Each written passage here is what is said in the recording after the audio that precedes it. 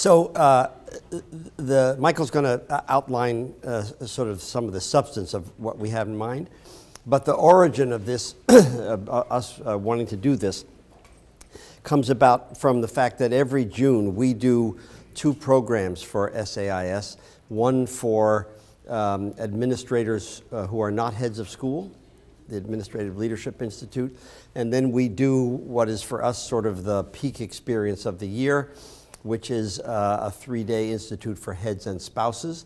There are some alums here in the room, and this is a chance for us every year to have a chance to really do sort of heart-to-heart talking with heads and with spouses. We don't just say the spouse is welcome to come along. We actually design the thing with spouses in mind as being able to participate. And it's given us a chance, and particularly in the last couple of years, to be thinking both about the intersection of the personal and the professional in the lives of school folks, especially heads, but also about the kind of growing context of challenge that surrounds schools. So can we just get a pulse? Those of you who are heads, we just see your hands? Bunch, okay. And those of you who are like teachers, we have any? Just one. And then the rest, division directors? Yeah. Board. We have board folks. We see hands. Just one. The rest of you are unemployed or what? All right. Okay. So Michael's going to give you the overview at the start, and then we'll plunge in from there. I'm always self-conscious about speaking about a period in history as being uniquely painful or uniquely stressful, because I think it's very difficult to compare eras. It's the pain we're feeling now or the tumultuous situation we're in now. Is it worse than the 60s? Is it worse? My son, who's trained to be a teacher in New York City at Bank Street, told me they had a first-person shooter drill. And I said to him, Will, I am so sorry. I'm so sorry that your kids have to go through that you have to do it. How many of you have done a shooter drill at your, it's a first-person shooter is the wrong phrase. What do they call it? Active shooter, sorry. First person comes from a video game. Active shooter drill. I was so sorry. And then I hung up the phone, and then I remembered that growing up in the 50s in New York, I had to get under my desk for nuclear, right? My desk was going to protect me in case of nuclear war. Whereas I went to a Quaker school and we didn't do any of that shit. Because you were going to wish it never happened. We were all pacifists, and we didn't celebrate Memorial Day, and we didn't hide under the desk. And it turned out we were right, because they never dropped a bomb on us. So as I say, it is humbling when you start to compare eras, and it's always a little arrogant to claim that this moment is the most stressful moment of all. So with that caveat, Rob and I visit a lot of schools, and we hear people's worries, and we hear particularly what leaders are grappling with. And overwhelmingly, what we're hearing from the trenches that you occupy, we are hearing about the anxiety of parents. And overwhelmingly, that is the conversation. In fact, it's very difficult for us to be in any conversations in schools now, whether you start with curriculum or students or learning disabilities or anything, then the conversation ultimately ends up about parents and the kind of quality of anxiety and the quality of demand that they're bringing to the school. And if they've always been a very tiny minority, I refer to them as the 5%, who bring their anxiety and sometimes their poor mental health to bear on the school community, there is no question about it, a larger proportion of parents who are bringing their fears to their child's school. So, and sometimes the fears are manifestly not about their child's schooling. I had a head of a boarding school in upstate New York contacted me after the recession, the financial downturn in '08, and he said, Michael, are other heads writing letters about the financial crisis? I said, well, I'm not hearing that.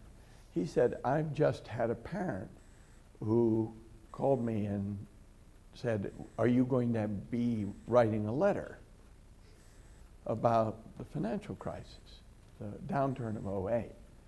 And he thought, really? Is that in my job description? I mean, he was polite about it, but he was, what is a head of school supposed to be commenting on? And what, as this head said to me, what can I say that isn't already in the Wall Street Journal or the New York Times? You know, why do parents turn to the head of school?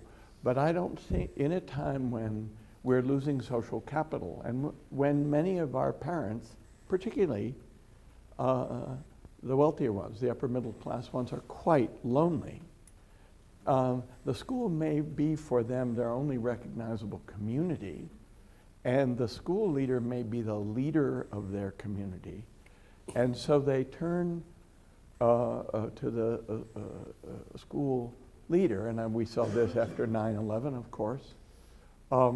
But around the financial crisis, it seemed odd. But they're looking, the parents are looking to have their fears calmed. And they're not necessarily turning to their minister, their rabbi. They're not necessarily turning to their family. They're turning to the head of school. To the priest in the secular parish, Right. which would be you. So we're finding leaders are getting a lot more of these. We'd be interested. Does that ring a bell for many of you? Have you had the experience of thinking, why am I being, really? I'm an educator, right? And we're going to talk about this in a minute. This is a large discussion, but we want to make it a discussion. The second issue that we're hearing a great deal about is the fragility or the imagined fragility Yes. of children. Yes. This is hand in glove with the anxiety of parents, because very often the fragility of children is being portrayed to us by a highly anxious parent who is very anxious about their child and perceiving their child as fragile, and almost always more fragile than we're seeing the child. But there's no question that that we are seeing children who are tuned into their own fragility more. So the president of Tufts University gave a speech about 6 months ago in which he said 25% of the undergraduates at Tufts are being seen at the counseling center. And that was up by 25% for them in the previous 2 years. So at my clinic, which I lead outside Boston, we have for 30 years provided the counseling service to a nearby college, and in the last 4 years, the growth has been 35% in the total hours we've had to provide, but easily that much in the severity of the diagnoses and of the situations that they're bringing to us. So more fragile kids, and parents are worried about it. Incidentally, when I mentioned that statistic about Tufts, I had a fellow came up and introduced himself as a Williams graduate and said that at Williams it was 30%. And I thought it was oddly competitive.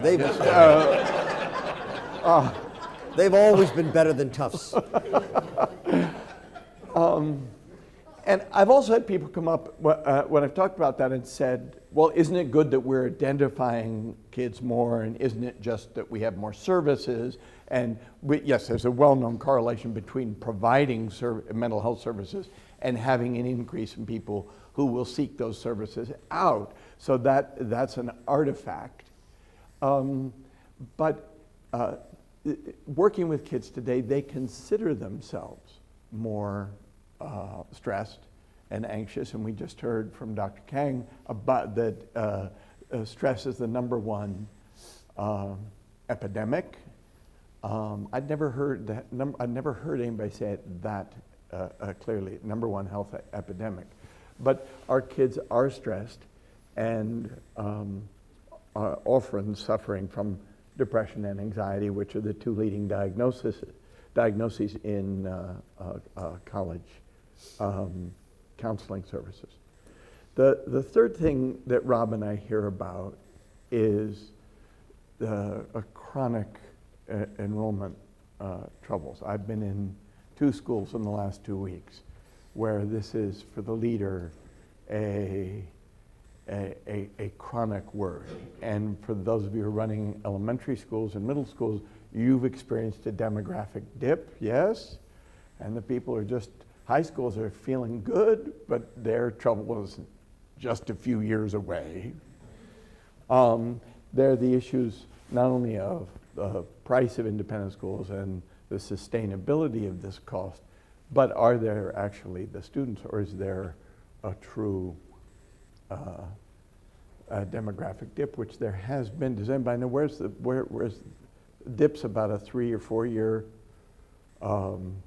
issue, and some people have related it actually to the '08 I think recession. I don't know what you all hear, but I've been in a lot of places where the school is now finding families, if they're K-12 schools, the total enrollment's as good as it's ever been, but only because the upper school's bursting at the seams. The lower school's under-enrolled. And there are families who are applying a student in 7th grade or in 9th grade who look to them exactly like the kind of families that would have been applying a kindergartner just a few years ago. And a lot of the K-12s are sort of on the edge about it. Is this the new permanent normal? Which means we keep scaling back our teaching force and everything in the lower school and get ready to take in larger cohorts later. There's some evidence that people are saving their money more than they used to for what they see as closer to college. You know, it's sort of hard to tell. But it has certainly put a lot of places under some pressure about making the case. It's hard to go to a website now for a school without not saying why such and such name of school, which 10 years ago you didn't see routinely. And you know, the business people would say, what's the value added? You know, in suburban Boston, where we both live, and where there are a lot of very good public school districts, it was interesting. I lead a couple of monthly support groups for independent school administrators, and in the upper school group, one of them was listing a couple of the local high schools and saying, actually, their college list looks exactly like ours, only we charge $45,000. You know, and when I just came from a conference of the heads and trustees in the Canadian Association of Independent Schools, and their executive director was showing a chart extrapolating from the last 20 years of growth in tuitions. If it keeps going another 20, so there's a lot of ifs there. But basically, Canadian boarding schools would be charging something like $170,000 a year. Canadian dollars don't go as far, you know, so, but nonetheless, $170,000 is pretty sobering. So, you know, if you're the head of school, you not only get to worry about the things, or actually anybody in the school enterprise at this point, to be honest with you, you not only get to worry about the first 2 things Michael said, but about this one as well, with the kind of looming question of what about the future. And it grinds the leader down, but it also grinds the faculty down. Yep.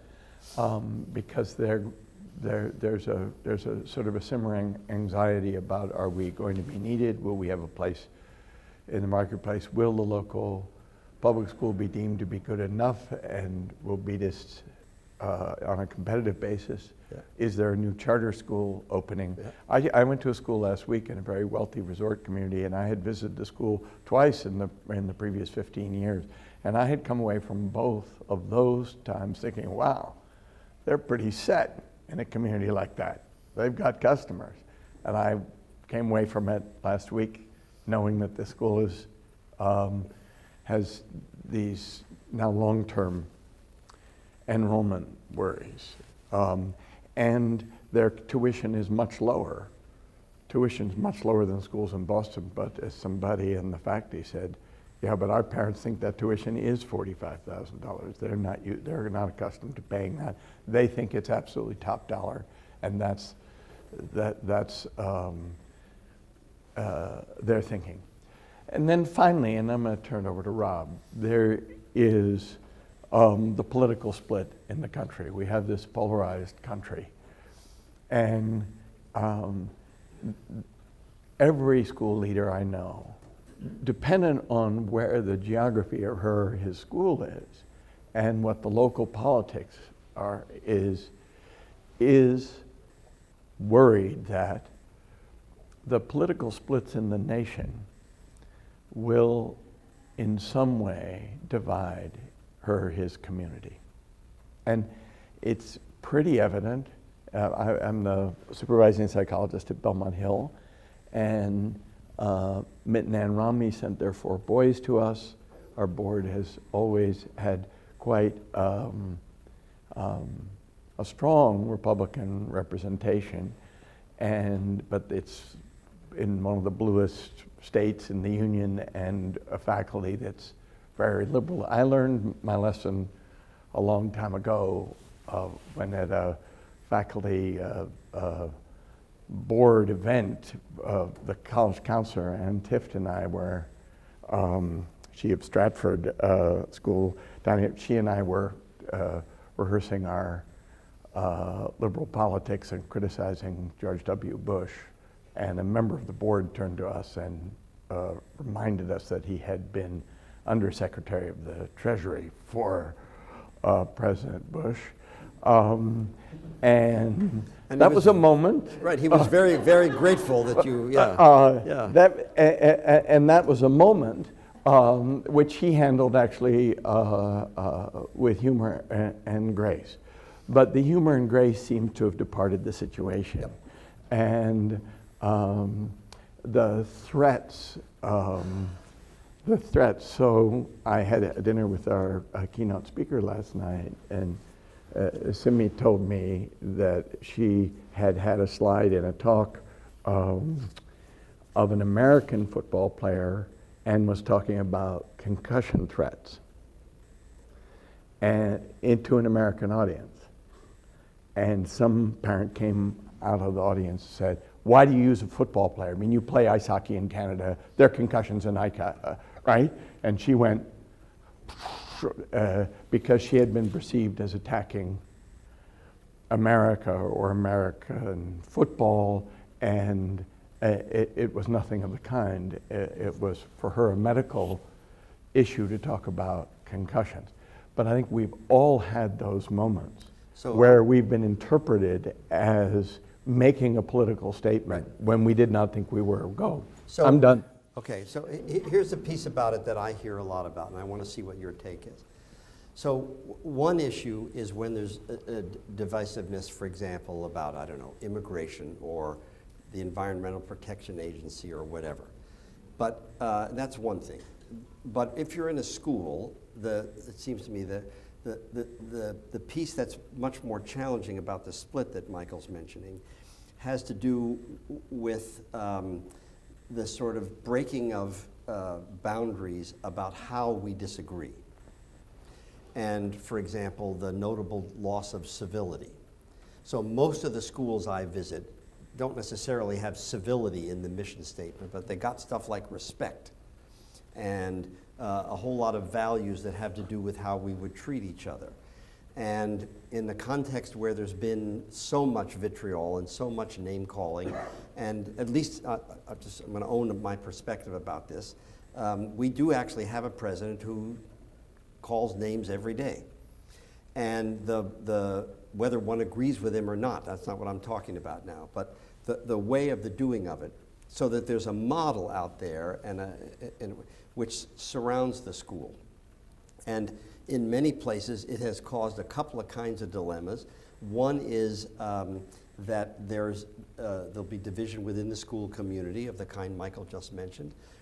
I've been in a number of places where the faculty was struggling because they were looking for a way to stay together even though they themselves have some really sharp differences. That they found really hard. And you know, a number of you in this room have heard me say this before.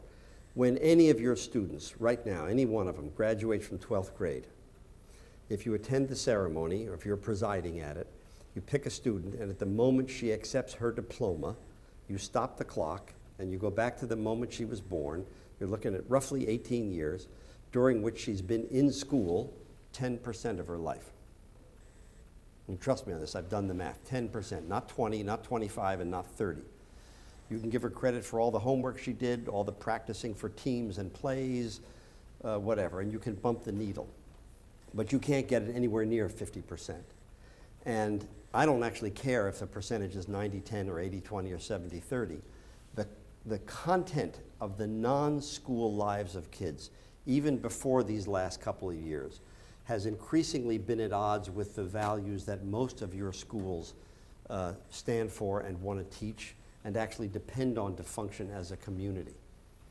And so in my travels, what I have seen is more and more schools that have less and less external support. You know, a lot of you in this room can remember that if you got in trouble at school, you got in trouble at home. Even if, like me, you were often right and your school was not. I went to a very good Quaker school in Philadelphia, Germantown Friends School. I'm a devoted alum, but they were not always right.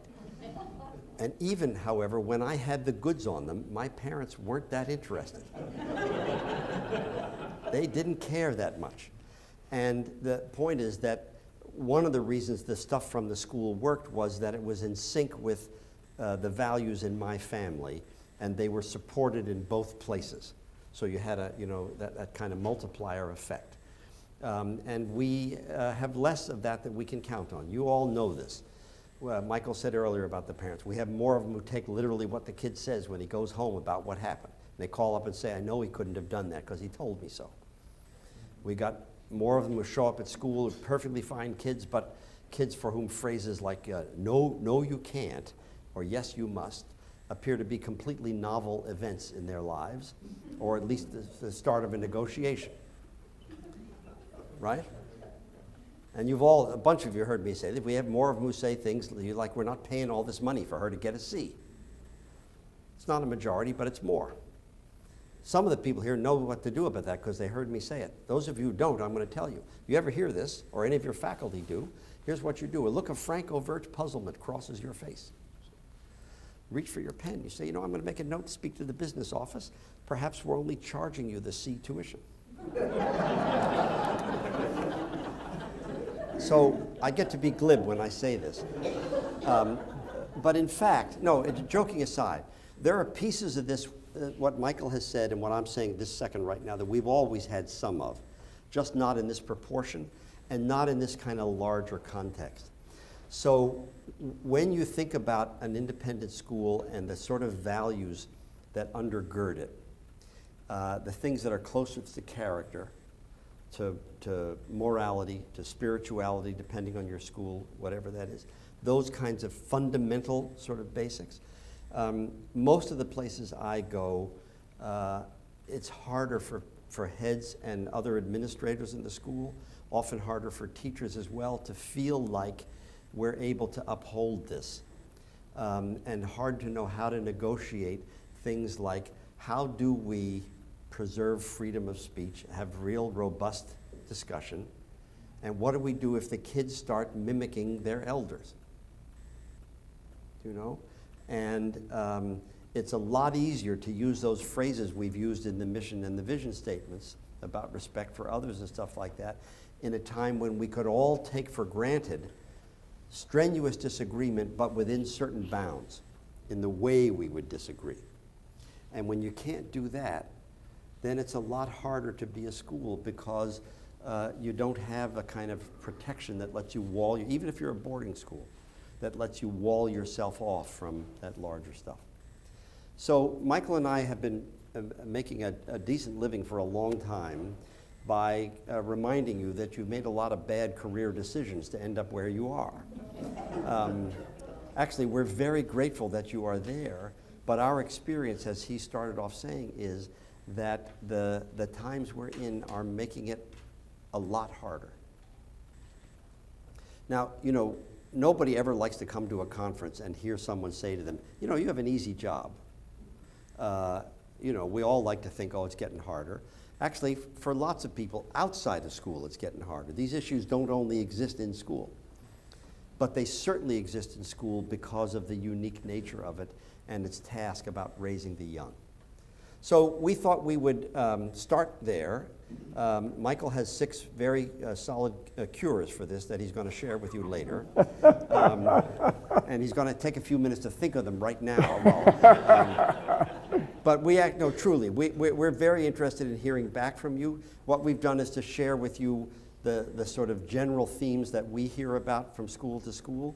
But there may be differences, there may be things that didn't quite ring true for you, or aspects of this that have stood out for you, or a question that you have at the moment that you came to the conference with because of something that happened at school or whatever. So we'd like to hear yes, no, maybe sort of things we should repeat, apologize. Yeah, what was it about the title? Good question. That brought you in, because it's a bit of a projective test, the title. What do you think of as troubled or what? The word practical. Oh, did we offer something practical? Oh, Jesus. You must have written the title. I never. I always have to write the damn titles. All right. For those of you who just want to see Rob and me get along or not get along, that's a source of entertainment. Okay, so that's but good. What brought you in? What's the challenge to the leadership? Did we touch on it, or are there things that you're experiencing that we did not touch on? Please. What? Go ahead. No, go ahead. And tell me your first name. Lindy. And how are you seeing the declining civility? Are you seeing it in children? Are you seeing it in parents? Where are you seeing it? Where are you seeing it? I'm hearing about it from heads of school, mostly from the kids. Declining civility among the students. Among the students, but they're blaming it on the parents. Right. Okay. Because that civility in the home is declining. Right. Can I ask a follow-up question? Are you having more disciplinary actions towards children who are being rude and disrespectful? Are they being... That I don't know. Well, that would be a thing worth tracking to me, because what I'm finding is that teachers are very afraid of a rise in incivility. And they say to me, well, what if my 8th grade boy says, well, the President of the United States does it, so it's okay. But this is a fear in teachers rather than an actual occurrence on the ground.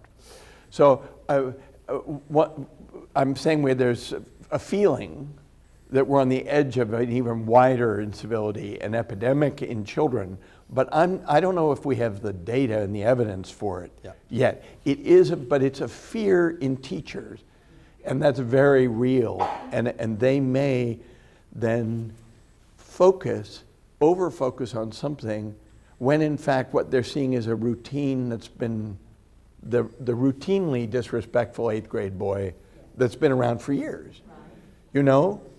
And helping them to sort that out, acknowledging the fear, and saying yes, and we can pay attention to that, but not get ourselves worked up about something that isn't actually yet happening. Because I tend to find the schools I've visited have very well-behaved kids. That's very practical. Is that practical? Very practical. Oh, nice. All right. There was somebody in the... Let's get a little bit of the list, and then we'll start answering. All right. So 1, 2, 3. Go ahead, please. Well, You are? my question, I'm Jeff Knoll, Charlotte Latin School. And my question is, because I'm a parent too, I have started a little later than most, but I have a freshman boy and a senior girl at my school. At Latin. At Latin. And my question is not about the children. You know, kids, to me, in my 30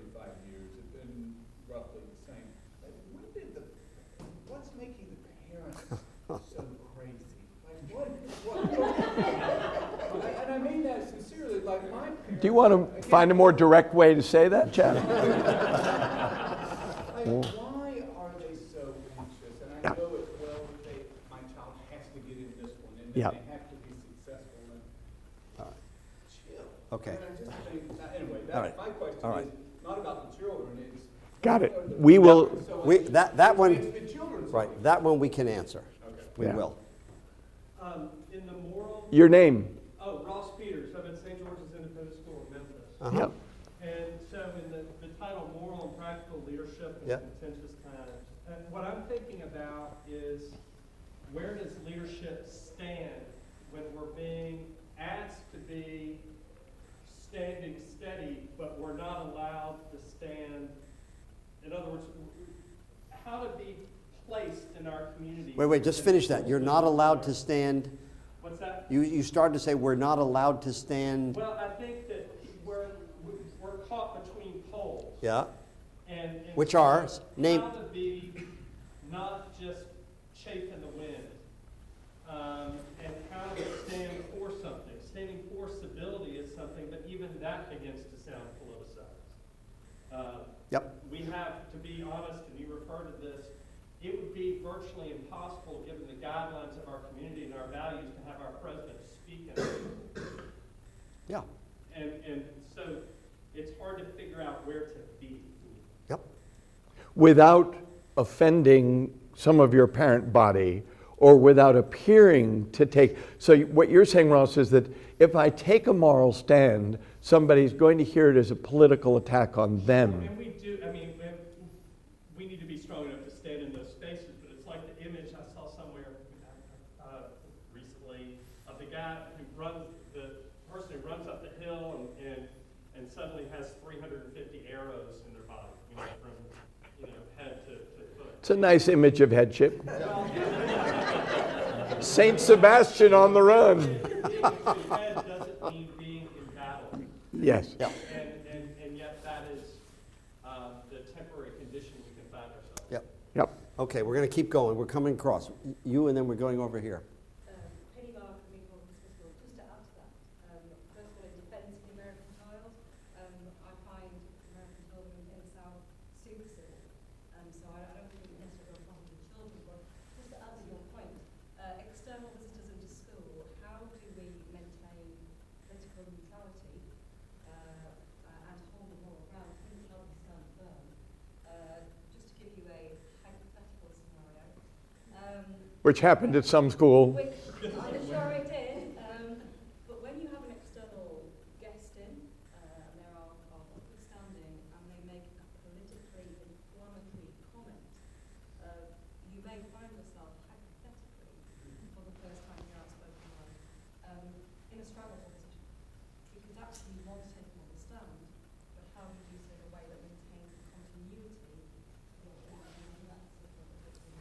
Okay, good. We're going to put these together. Please, you are? Yeah, Cap Wilson from Savannah Country. Oh, that's why you look familiar to me. Kef, but here you are looking like a hobo, sort of, without your... You're the head of a respected independent school. Where's the tie, man? I mean, what's going on here? So our challenge is as much the same as what people would be saying, but I find it particularly tough in the community that we're in, which is largely, perhaps overstated a little bit, largely conservative community. Yeah, with a strong military presence and history here in the area and stuff. Yeah. Predominantly liberal faculty. Yes. Is Yep. often the case. Yep. Probably more important than ever to be promoting civil discourse, and what better place to do that in a school, other than a school, and yet many of our parents don't trust us to do that, because they see a lot of the work that we're doing, or trying to do, as left wing. And so how do you be politically neutral, and how do you be perceived that way? How can we try to explain what we're trying to do without it being associated with a particular political movement? Yeah. And I think we end up getting stuck and frozen because the more we try to do that, the more people accuse us of having a liberal agenda. Okay, I want to jump in at some point on that. I'm ready. All right. Yep.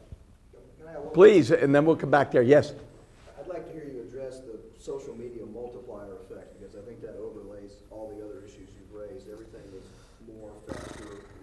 Yes. Yep. When there is conflict, I mean, both Rob and I are trained as therapists, and when there's conflict, when you're doing family therapy, and a family has been trying to love each other but also hating each other, the best thing you can do is get the conflict out into the open. I mean, psychologists believe this profoundly, that there's an acknowledgement. If you can acknowledge that there is a conflict. So to have that leader of a school say, it is the case that educators tend to be liberal, and we find ourselves in a conservative community. And you just open that up as a fact. What you don't want is for an upset parent, an angry parent to suddenly discover the teachers are liberals. Right? In that moment, they realize the teachers are liberals. Oh my God, I've been paying all this money. Right. To have my child led astray by liberals. So one of the things that you can say as a leader, very matter-of-factly,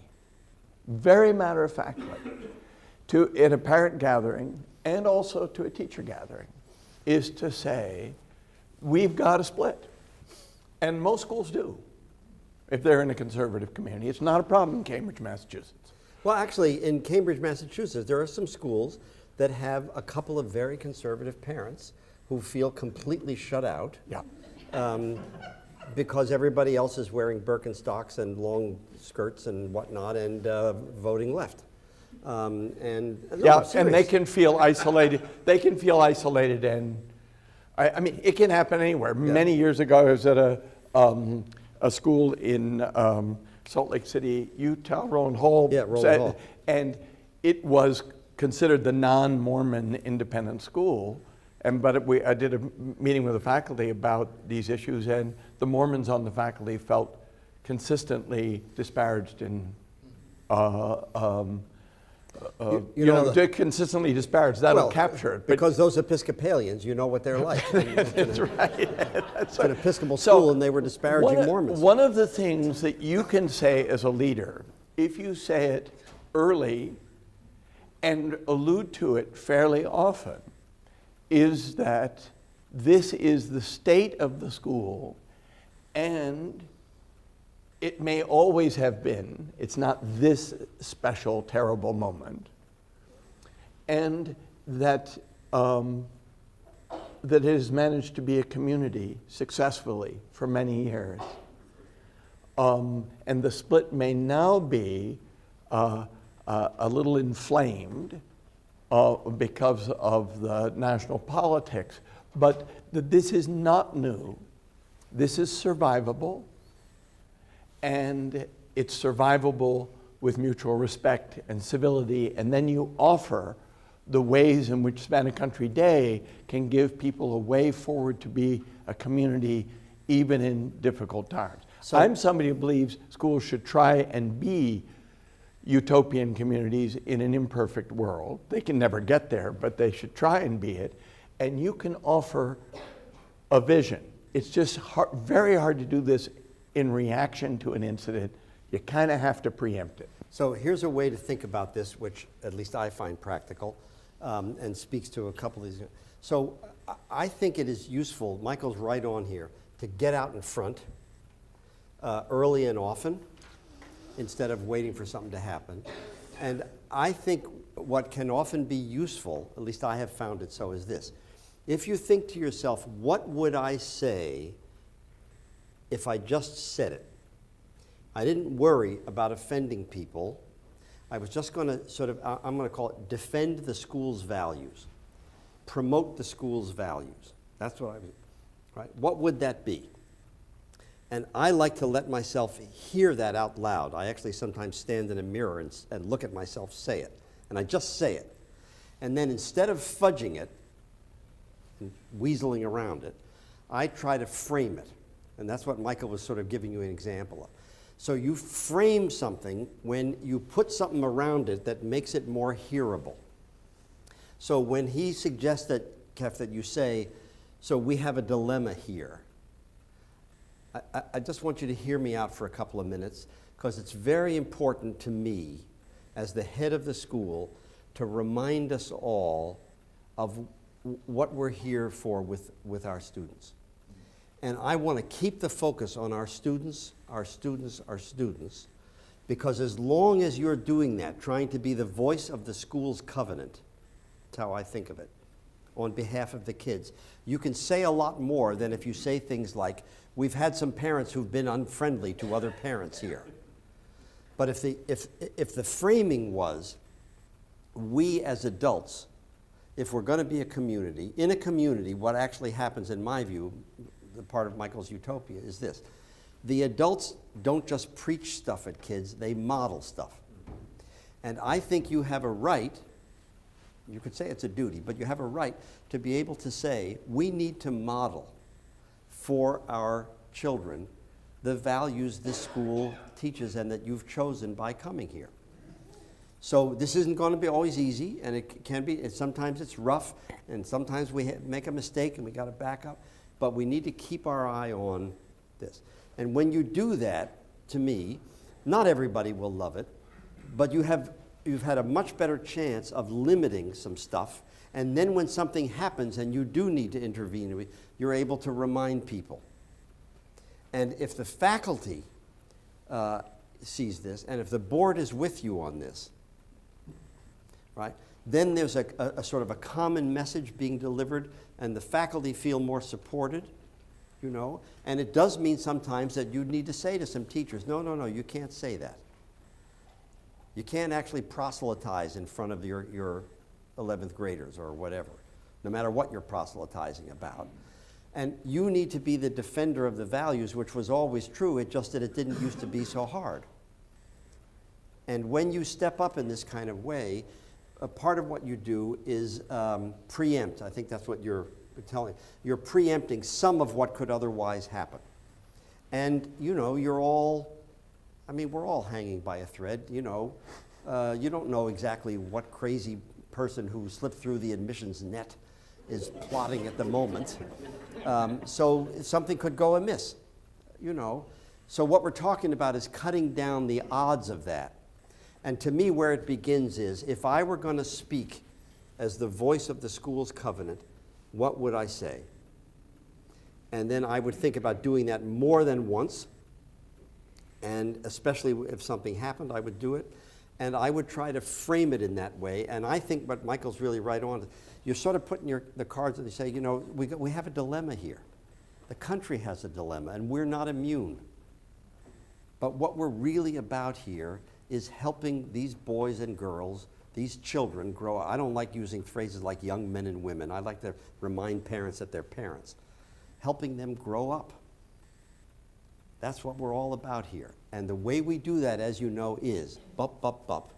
And this gives you a chance, actually, to go back to ground zero about your values.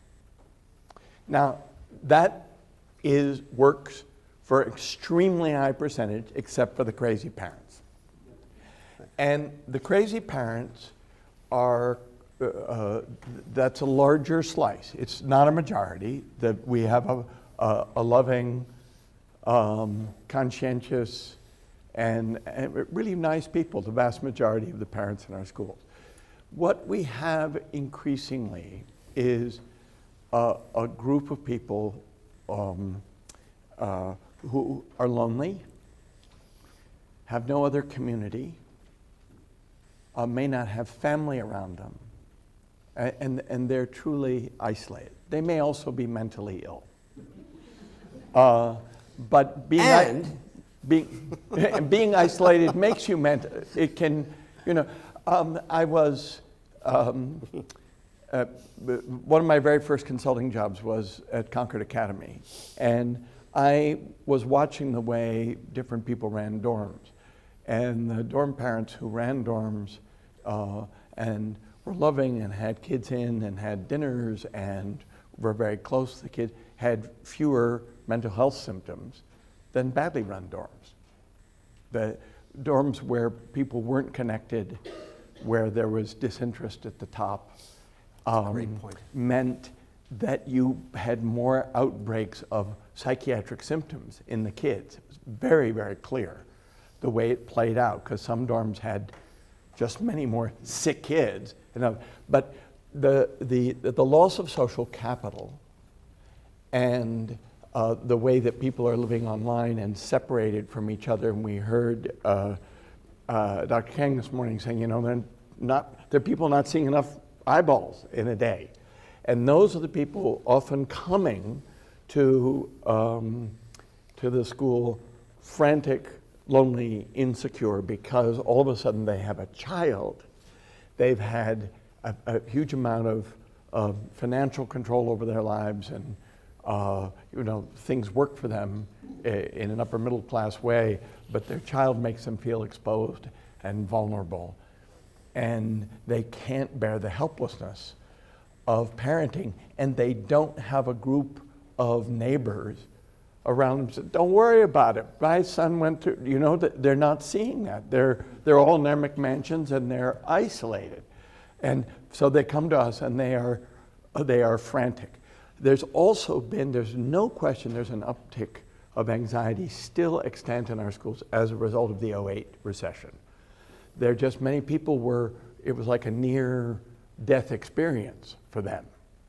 And they suddenly felt that they were insecure in the world. And in any case, they're apprehensive about their children's future, because to answer one part, just in a little bit of what to be a parent these days is to be contending with two things that are extremely hard on parents and much different from previous generations. The faster things change and the more choices there are for kids, the harder it is for a parent to be sure that I know what's best for her now. Also, when we were growing up, the two of us, no company in America ever cut staff or laid anybody off when they were profitable. It just never happened. And today, it's not uncommon. And in our era, we both got into Ivy League schools. They were taking almost 2 out of 3 because access was very low and unfair. Today, they're taking 4 out of 100. Access is much fairer, but anxiety is much higher. So when you put this with the loneliness and everything else, you've got lots more people who are even if they're doing well now and can afford your tuition with no trouble, they're very apprehensive or not nearly as confident as they wish to be about their kids' future, and eager for their tuition dollars to make that guarantee return somehow for them. And you've got a majority of parents who are apprehensive but can talk themselves through it. They can talk themselves off the ledge, and the ones who can't are the ones who come to you on the ledge. What is interesting, what I remember about my parents and their parenting, and what is interesting to me is that my parents didn't get so much of their worth from my success. No. Worrying about what I was going to be and do. And, Right. at some point, look, you're going to be like us, you're going to be on your own, make it happen, good luck. More than that, but Yep. and now I see all those things you guys. Yeah, no, everybody says this is true. People are much more wrapped up in it. Yeah. People have fewer kids and they've got to pour all their concern into these 2 1.5 vessels the average house has and stuff like that. There's a whole lot of stuff that goes into it. But the opportunity, this may not be a right way to phrase it, but here's a short digression. In the 70s, it got popular in psychology and human service fields to say that in Chinese, you write crisis with 2 characters, one for danger and the other for opportunity. So it turns out years later that it's technically true, but in Chinese, it doesn't sound all that optimistic. But the point is, there is something about this.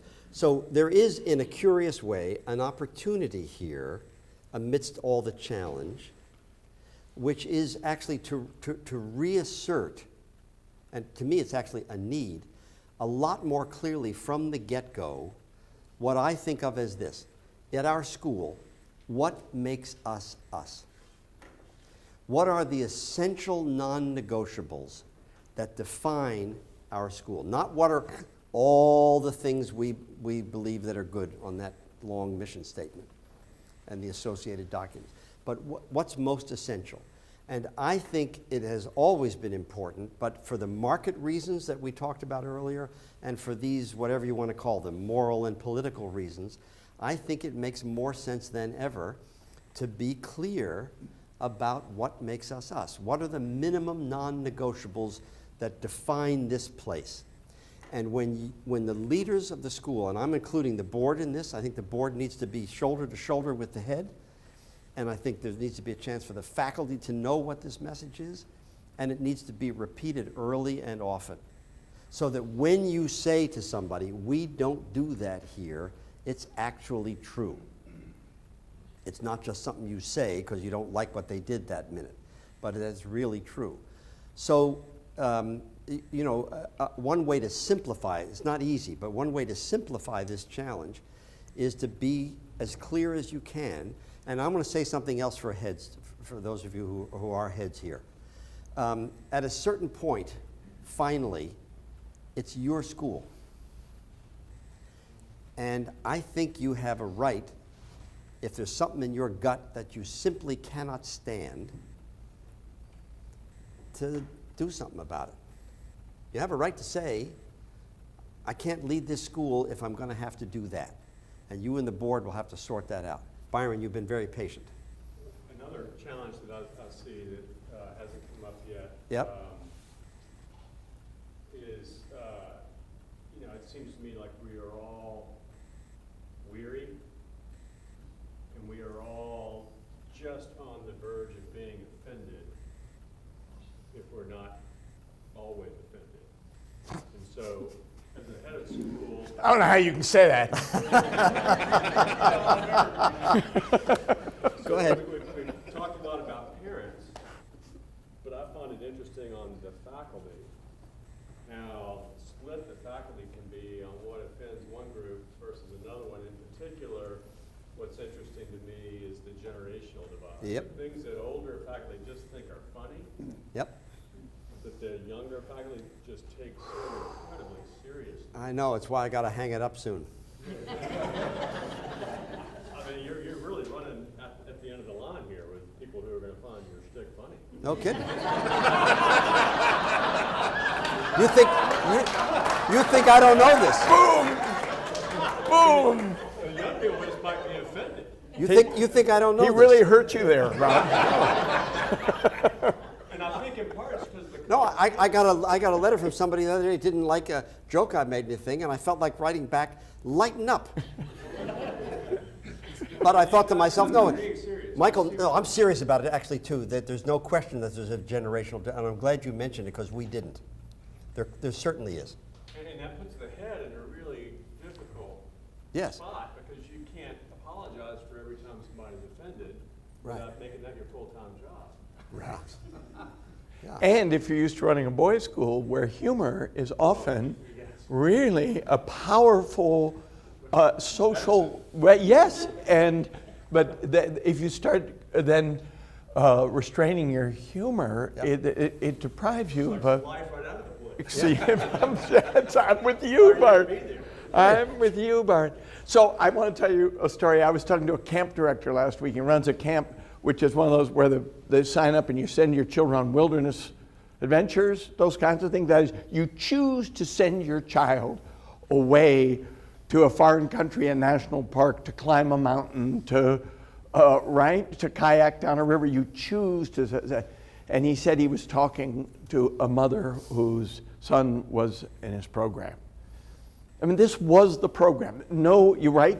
The parents undoubtedly had to sign a 3-page, our child could die, we know all that, right? But they chose to send their child, and then the mother became frantically anxious that her child was not safe. We have to remember, NAIS says the number one reason parents send children to independent schools is for safety. And they mean physical safety and psychological safety. It's often thrown back at us. But anyway, in a camp like this, you have to have realized on a rational basis that there's some risk. But then the mother became frantic because she wasn't hearing anything her son was away, she didn't know, and she was calling up the camp director, and initially frantic, but then essentially attacking the fundamental nature of the program and attacking his responsibility as a person who runs an organization for children. And she was just having at him. And he got pushed beyond the limit. And he finally shouted, "Mrs. Smith, your child is alive. Your child is alive. And you cannot talk to another human being that way." Right? And It's a pretty low bar. Your child is alive. your child, but the ferocity of the attack was so extreme, as if he were dangling her son off a cliff and he was about to drop to his death. And there is a point where the irrationality of the parent and their fears for the child's safety and the fears of their own decision making. Did I do the right thing? I had two mothers who came up to me, one who had sent her child to Andover, this just in the last 2 weeks, sent her child to Andover and wasn't sure she'd done the right thing and had put her child at risk, and maybe she wouldn't get into the college. And the other mother had a child who really wanted to go to boarding school and she wasn't allowing it, and she was having a very contentious relationship. And both of the mothers felt themselves to be in an excruciating bind, and that their child's eventual destiny and mental health was at stake. And of course, it was interesting to have two mothers who'd made opposite decisions asking me about, should I have sent my child to Andover, and had done, and the other, should I send my child to Andover? I don't want to. And the same place, as if I had wisdom about Andover, which could tell them something about their child's future. And what Rob writes about in Family Matters is it's the uncertainty of children's futures. It's the uncertainty of where their child's going to land that is so deeply unnerving to parents. And we cannot guarantee our child's future getting into Williams College or Davidson or Stanford, the hardest to get into. And I try and tease parents about, did anybody read Frank Bruni's piece about Stanford not letting anybody in? Year ever. Yeah, best year ever. They wanted to be the most select college, so they simply just didn't admit anybody, which made them the most wantable place on earth. It was a hilarious article. I try and tease independent school parents with that, and I can't get a laugh out of them because they're so gripped. If my child were to get into Stanford, then it would be a guarantee that he or she would be all right, and I would know I'd done my job as a parent. And the problem is those are unanswerable questions. We simply don't not know if our children are going to be alive or be healthy or be successful or have love. But we do have growing evidence that it doesn't make much difference where you go to college in terms of where you are at 30.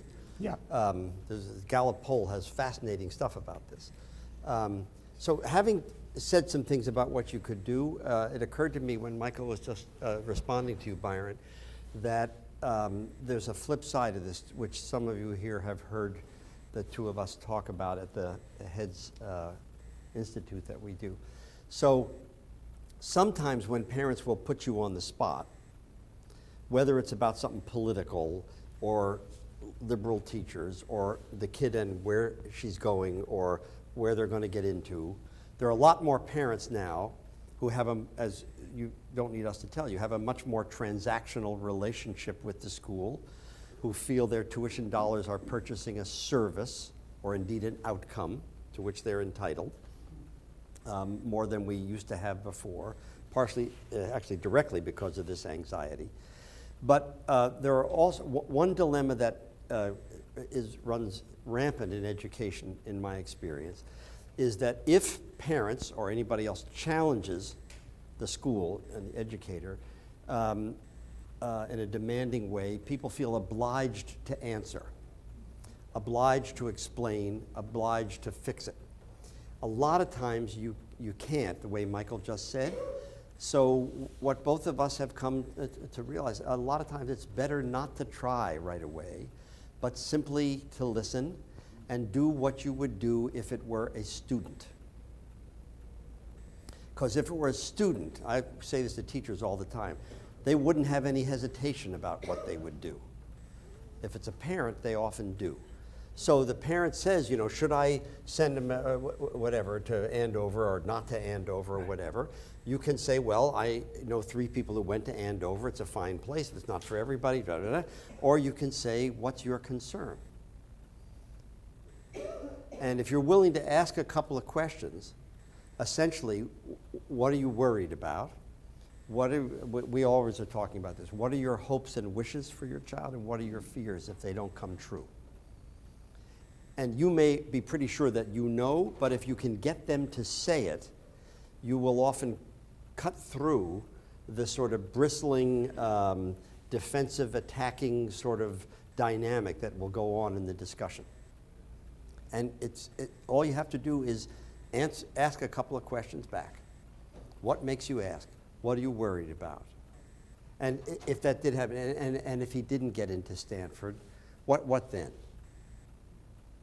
You know, and what you do is you find out what's driving the fear or the stuff they're doing with you. And you don't have to be a psychologist to do all this. You just have to be somebody who tunes into people and can ask a couple of questions and listen. And then if you want to say something like, gee, it's foolish to worry about this. I mean, you wouldn't say it that way. But we don't share your concern. We haven't had that experience. We think he's doing fine. He is still alive, whatever it is. You can say all that, you know, and they're in a better position to hear it if you've been willing to do this. So if you get put on the spot about stuff, including in public, because a parent, you know, goes off on you in a meeting in some way, it's often very helpful.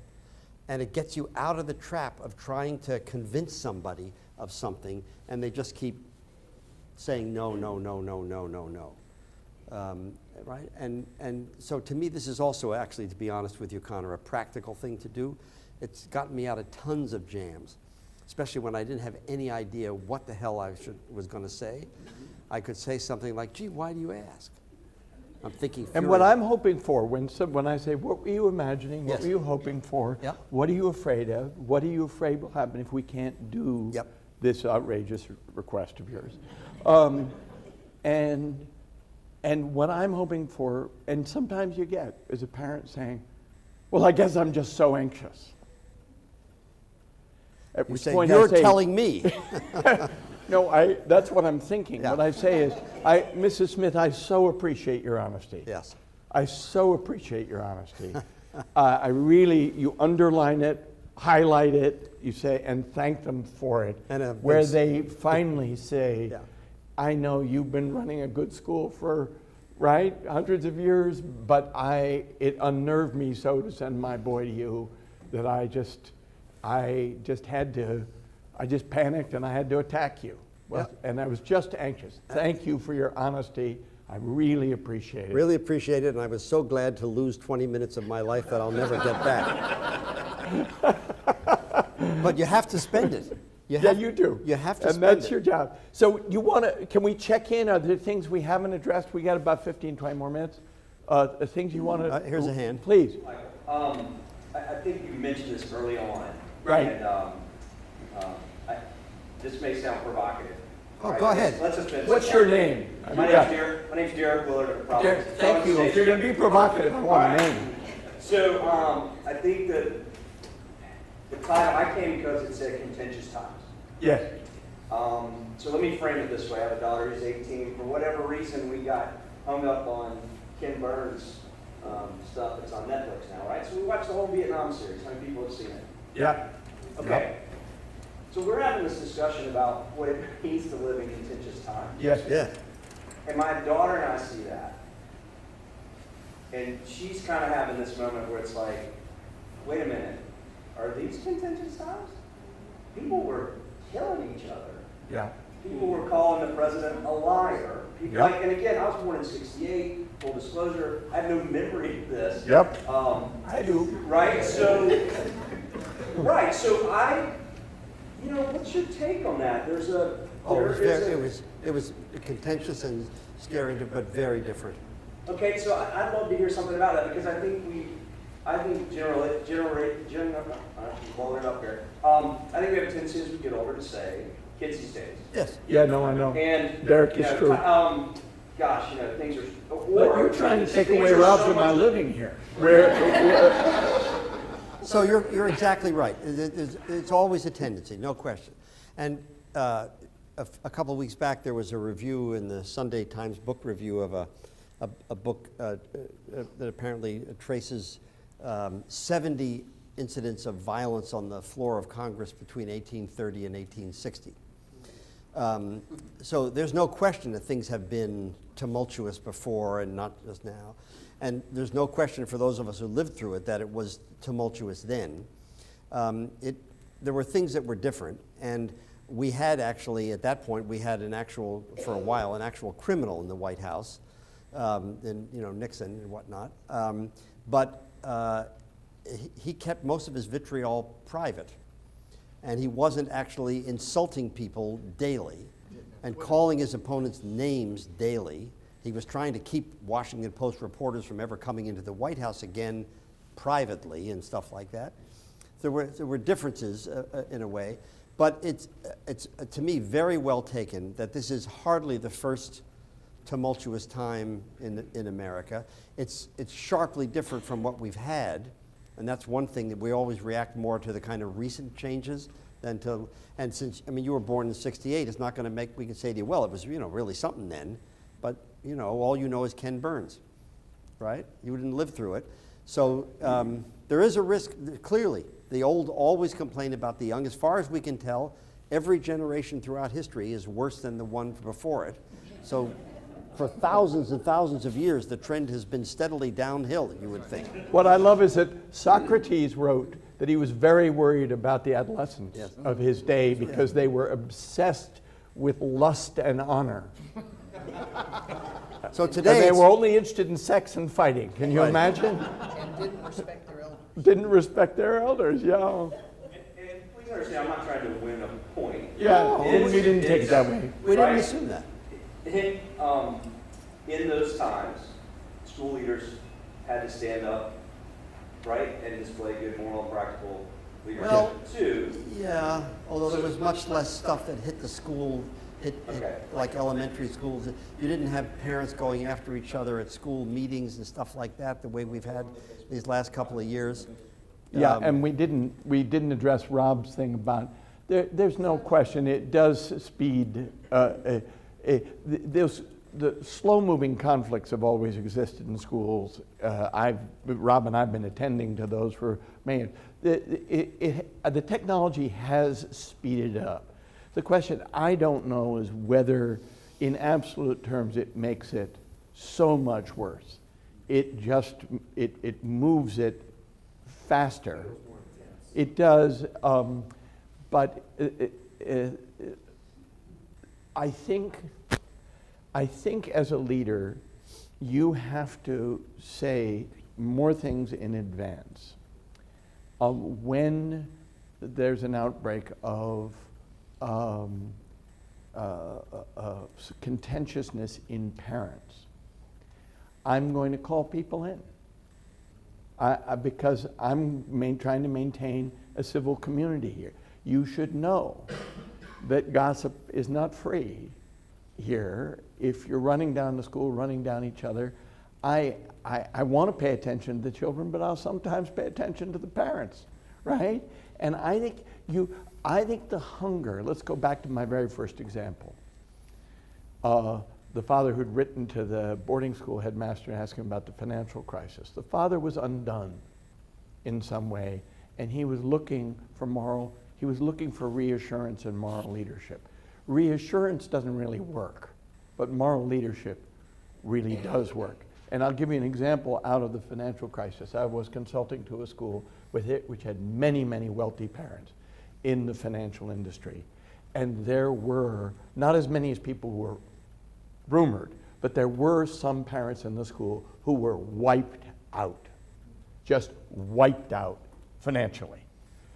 And what the school did, because it had a very nice endowment, it bent its own rules for admission, I mean financial aid, not admissions, financial aid. Yep.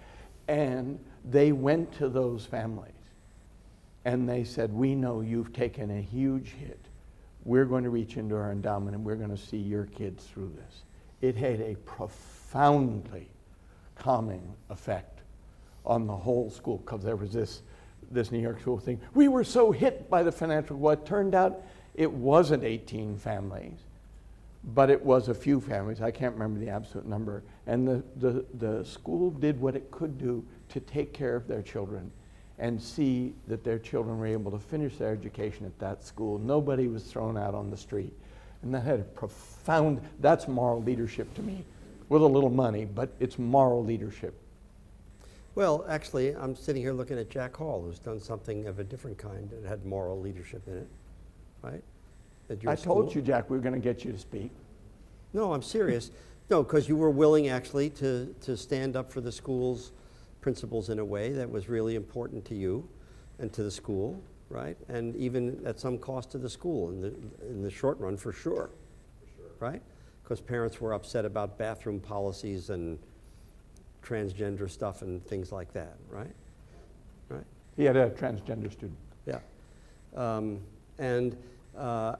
You know, I do think this, as long as you keep repeating, the kids, this is what we're here for, this is what we're doing, we're in it together. The adult community, whatever our differences, we need to realize we are raising these kids. And I think as long as you stay with that, you have a better chance. It won't calm everybody, but you have a better chance. And you can follow that then with whatever you want to say after that. Plus, I do think this. For years now, it's been a concern to me that so many schools, partially because of the financial and enrollment concerns, have been essentially over-promising. And a lot of you here have heard me do my riff on this. I mean, the typical mission statement is, I mean, something you need 500% of the kid's life to accomplish all that. It's aspirational. It's what we want to do, which is nice. But if you actually look at all the things that are promised, and there are lots of independent schools that have been over-promising for a long time. And as long as everybody else is over-promising, my school can't under-promise. And I often think of those mission statements as actually marketing statements, to be honest with you, or admission statements or whatever. But the clarity about what's essential seems to me to be a place where there is potential strength. And it is true that if you are clearer about this, there may be some families who won't choose you. That's actually a reasonable possibility. But if the price of staying full is not to stand for things, I'm just going to pick civility for one. If the price of staying full is not to stand for something, then when people misbehave, you don't have the same platform from which you can speak to them. And I'm used to this, that a lot of heads have felt what I have to do is be all things to all people. But you know, all of you who are here who are leaders, actually all of you as people, all of us, we all have strengths and weaknesses, and they're all like this. And you can't separate them. You can't take graduate courses that tell you how to put your weaknesses aside. So some of you are a little more moralistic than others, and probably some people find you a little narrow and opinionated. And others of you are just sort of lax and kind of relaxed and easygoing. Jellyfish, really. Sort of That's from the earlier talk. Yes. So there are strengths and weaknesses with everything, right?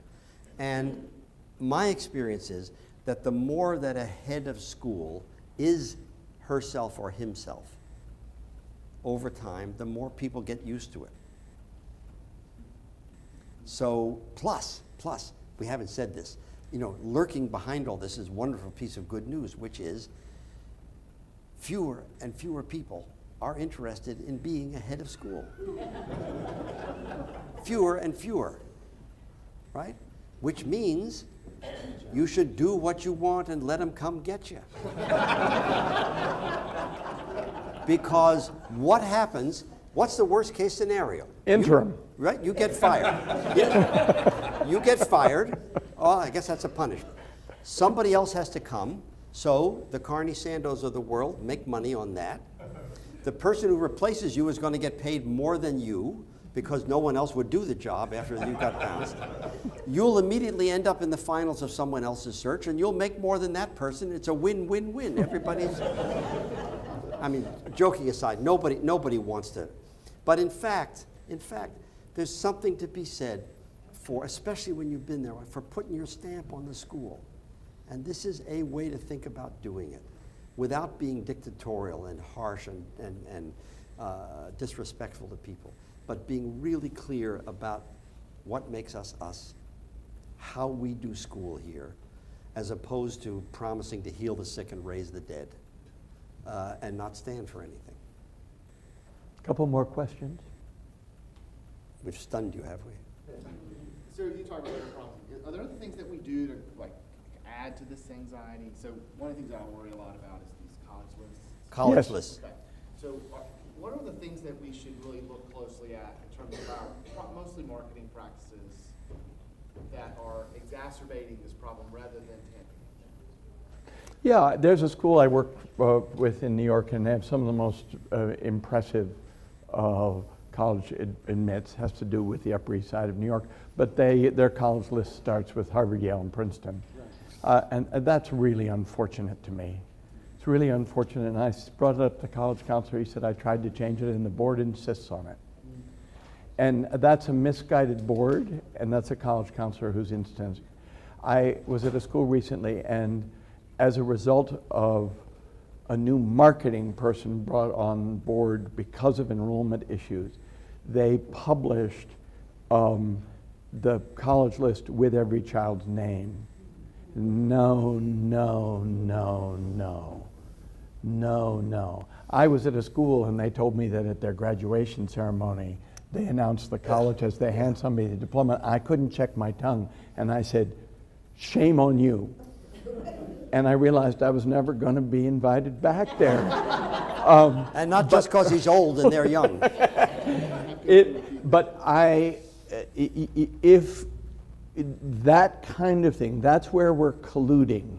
Yes. In the value of this school isn't the education that we give your children, it isn't the relationship with teachers and children, it isn't the care and love we're pouring out. The value is the big payoff at the end. And if our marketing people, it's totally understandable from their perspective. It's totally understandable from the board perspective. Board members like to be able to boast at cocktail parties. That's part of board membership. But it isn't necessarily good for kids. And the reason I said shame on you is I went on to say, no, the achievement at graduation is you graduate from this school. It's not where you're going, it's that you graduate from the school and you have detracted from it by naming the college as you hand the diploma, because it in some way diminishes the importance of the diploma. That was my take on it. It was rather, and you can agree with me or not. So but I do think that when Rob says, for the kids, in the end, your success as a leader is how well you can integrate all of the demands, marketing, enrollment, board, blah, blah, with the necessity for good experience, a good and meaningful and moral experience for the kids. And that has to be your guide, and there's so many people trying to pull you off it every day. So here's how I think of this, because I'm really glad Cobb, I'm glad you brought it up, because this is what I truly think of as a dilemma, and some of you here know that I learned from a school head who makes a distinction between a problem and a dilemma. And he says a problem has a solution and you fix it, and a dilemma is built into life or to the situation and you cope with it. but you can't fix it permanently. You're not helpless, you cope. So to me, a problem's like the exhaust system on your car is dragging, you get it replaced, it's fixed. A dilemma is like being a parent. It's incurable. You have children, you have to let them go, you love them, but you could kill them. It's wonderful being with them, it's fabulous getting away from them. So you cope, but you don't cope once. And the reason this is a dilemma is that lots and lots of the parents are looking for what your school is going to provide in the way of that. And just because you don't want to, I know a head who used to make, several have made this distinction. They like to run a college preparatory school, but not a college admission school. The trouble is when people are looking for the college admission, you can't make them stop it. So I do think, just as we've said about a couple other things, I think you have to work harder these days, and it was true even before, I don't know, the last couple of political years, to be clear with people over and over and over. We know that this matters, but here's what matters to us here. Do you know? And we care hugely about what kind of kid we're sending on to whichever college, and that it's the right college, da-da-da-da. But we're not, I mean, you just have to keep saying it, but you have to acknowledge in the same way that you know it's important to people. It's not going to go away. And the more anxious anybody gets about the future, the more likely they are to worry about the next step up. And so we have a lot more parents who see their tuition dollars as they hope purchasing an outcome, but certainly a service. And if the school has implicitly, the way Michael's saying, promised this to them, you know, so it's a dilemma because it's hard to say, well, no, we keep it secret. We don't tell anybody where our kids go to college. Well, that doesn't look too good, right? But on the other hand, if you just trumpet it, you've created a different kind of problem, a dilemma, actually. So I want to say, could I say one final thing? Yeah, go ahead. My buddy here, due to a kind of a scheduling malfunction for the Canadian Association, my buddy was the keynoter and was going to do 2 sessions. Keynoter Saturday, 2 sessions on Sunday, he believed. When the schedule came out, he was doing 2 sessions in Calgary yesterday. You left Calgary at what time yesterday? About 8 o'clock their time, about 10 here. And you flew to Seattle? Yes. And then you flew to Charlotte? Yes. And then you flew to here, and Yes. you arrived here at 8:50 to do this with me. Right. We got to give him some credit for that. Yeah. Sweet of you. I was grateful that you came. Well, I'm grateful that I came too. And I'm sure you all are, because we've had a nice 90 minutes of depression. Actually, you know, truly, this is the last thing to say about it. Because these things are dilemmas, and so much of what we've talked about resides outside of the school and outside of those of you in this room, one of the things that's true is it really is an important thing to stay together and to stay in touch and to connect with one another about it. Not just because sometimes you can troubleshoot something and get a solution. Even when you can't, it's important not to be alone with it. And even if your schools aren't in exactly the same spot at a given, there are pieces of this which clearly, I mean, we've heard things like this across the country. So it's really helpful not to be isolated and by yourselves, and to have somebody you can reach out to and connect with and stuff, you know. And, of course, as always, to keep your blood alcohol at medicinal levels. Right? We done? Thanks for coming. Thank you. Thank you. Michael.